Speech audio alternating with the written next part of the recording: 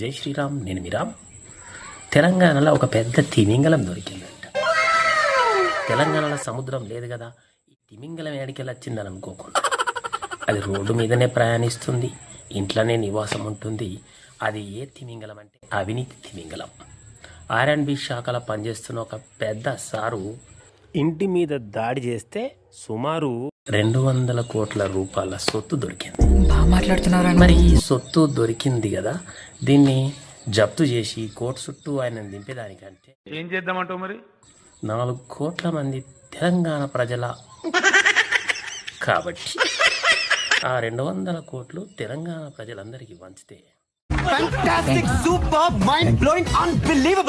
ఈ అవినీతి చేసేవాడు కూడా కొంచెం ఆలోచిస్తాడు. ఎందుకంటే వెంటనే దొరికినమా తీసుకుపోయి బరికేస్తారు, యోనియానికి వంచేస్తారు, తలో 50 ఇచ్చేస్తారని భయం ఉంటుంది. ఆ పని చేయదు. మారతారులే అబ్బా, ఎప్పుడు ఒకేలా ఉండిపోతారా ఏంటి?